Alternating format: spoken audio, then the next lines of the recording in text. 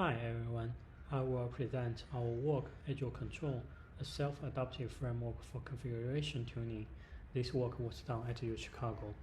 The number of configurations increased dramatically over the years. The explosions of configuration naturally brings a lot of misconfiguration problems.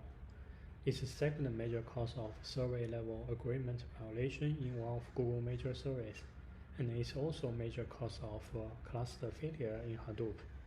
Among all misconfiguration problems, many of them are related to performance.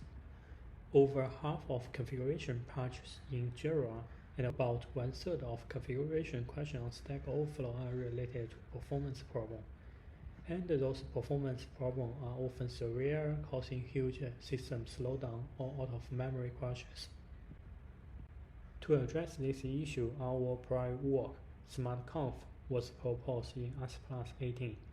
Specifically, the traditional configuration files are now replaced by a performance goal file for the user to customize, like maximum memory consumption to be 1024 MB, a shadow file hidden from the user that the developer specify.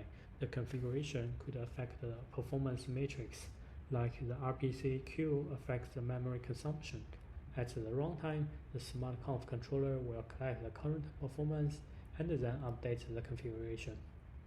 Though we will talk about the SmartConf as an example for the remaining of the talk, but its general represents a big family of control theoretical techniques. Here is an example of HBase 3813.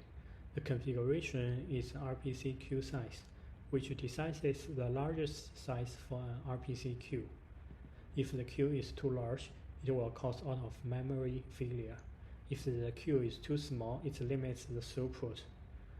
Without SmartConf, the system crashes after only processing 30% of total workloads.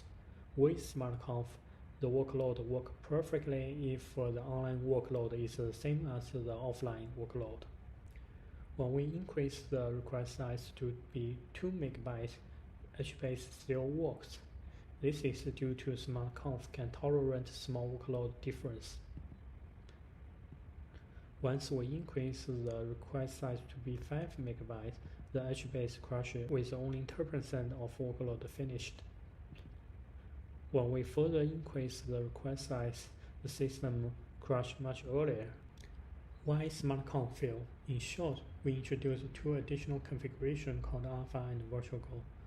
Those two internal configurations, called AgileCtrl, are only determined by the offline profiling workload. At the runtime, SmartConf for monitoring the difference between current performance and the performance goal. Then, based on AgileCtrl, it generates the updated configuration.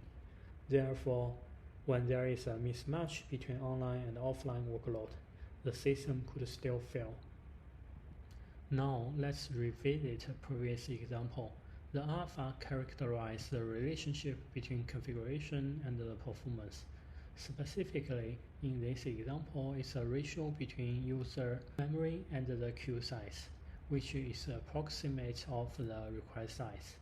Assuming our profiling workload has a request size of 1 MB and the actual size is 5 MB on average. This means the online alpha is smaller than the offline. Thus, the controller will adjust the configuration aggressively each time, which causes the memory usage change dramatically.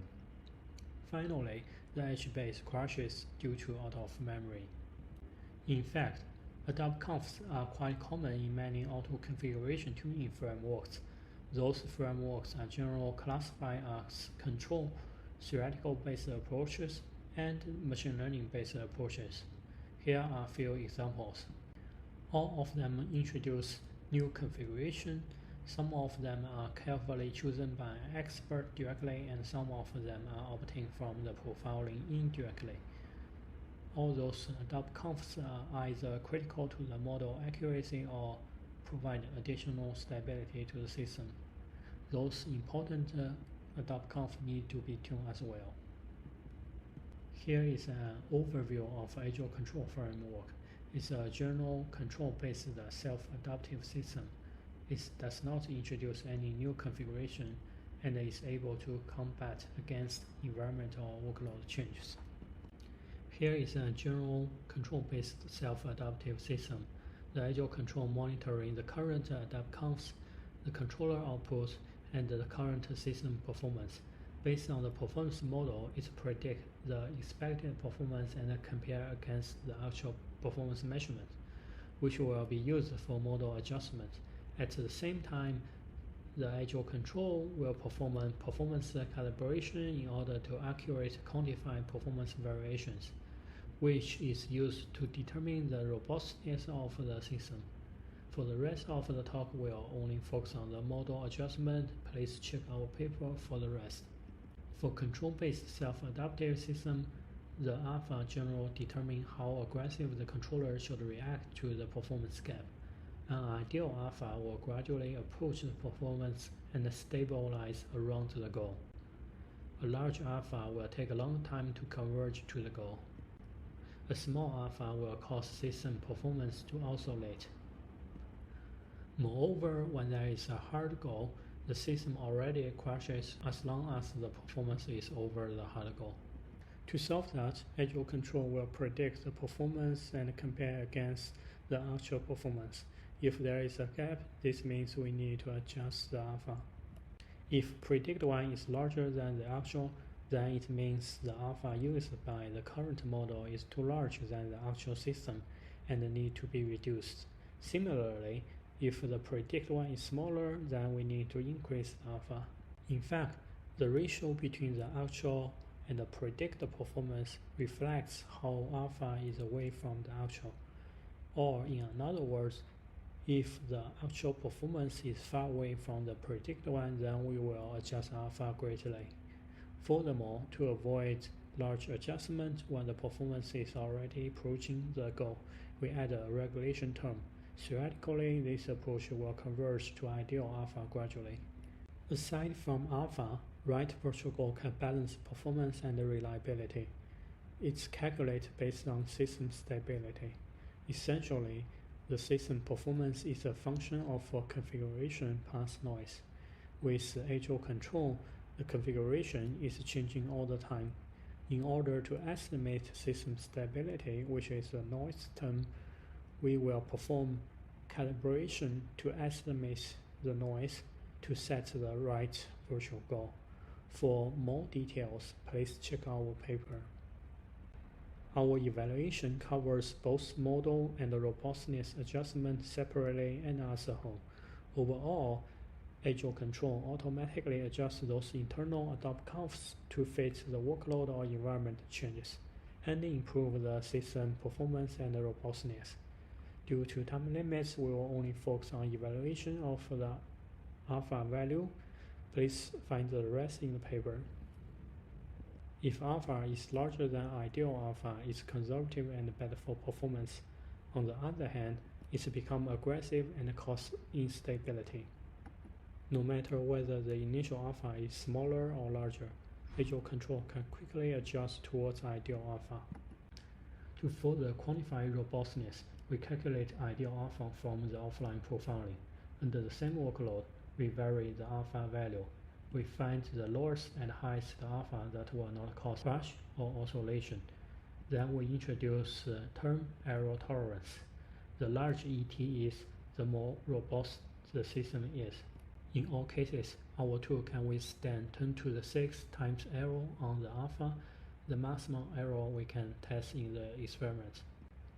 For online regression, it cannot save the system no matter what the initial alpha is. The Kalman filter can achieve better results than online regression, however, it still less robustness than AgileCtrl. In terms of performance, we consider 5 benchmarks. 2 of them are related to latency, while the other related to the memory. For latency-related benchmark, we provide systems with different CPU resources. For memory-related workloads, we try different request size from 1 MB to 5 MB. We compare against AgileCtrl with directly online regression with no actual parameter needed, and traditional Kalman filter require 2 additional adapt curves. For comparison purposes, we normalize all the performance with respect to AgileCtrl. The best performance is color in green. Online regression only works for one benchmark where the system noise is relatively small. For others, it causes either oscillation or even crashes. The common filter can achieve similar performance as AgileCtrl. However, it does require carefully tuning two extra adopt confs. Our experiment shows if those two adopt confs are not picked up correctly, the system could also crash. To conclude, adopt conf are common for self-adaptive framework, and the proper adopt conf setting depends not only on understanding but also on complicated environment or workload during the runtime. AgileCtrl automatically adjusts adopt confs based on how well self-adaptive framework is performing to achieve better performance and robustness.